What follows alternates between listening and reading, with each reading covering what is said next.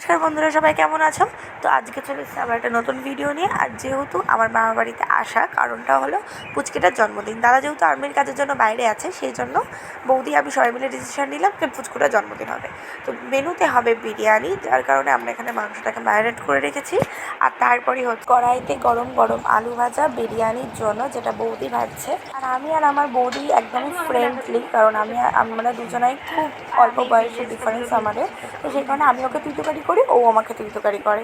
আর এই দেখো আমাদের মহারানী ভিক্টোরিয়া অলরেডি সেজে গুজে রেডি, কাউকে কোনো কাজ করতে দিচ্ছে না। এত দুষ্টু এত দুষ্টু, ওর মায়ের মেশিনের ওপর উঠে বসে আছে।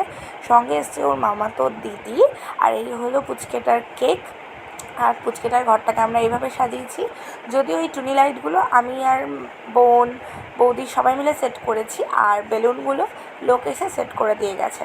খুব প্রচণ্ড পরিমাণে কেক খেতে ভালোবাসে। ও কেকটাকে দেখিয়ে বলছে ও খাবে, কিন্তু মামার মেয়ে বলছে না, তুই এখন কেকটা কাটবি না। মানে ও আর কি পিসি যেহেতু, সেহেতু খুব শাসনে রাখে, খুব আদরও করে।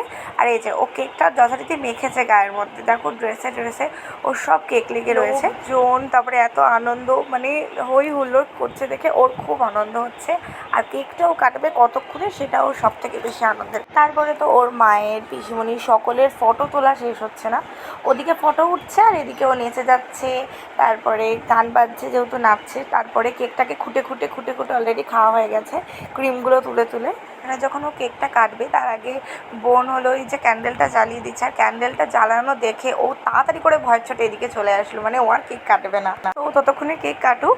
আর আজকে ভিডিওটা এখানেই শেষ করছি। তোমরা অবশ্যই কমেন্টে জানাবে কীরকম লাগলো এই ভিডিওটা। আর দেখা হবে কোনো একটা নতুন ভিডিওতে। টাটা।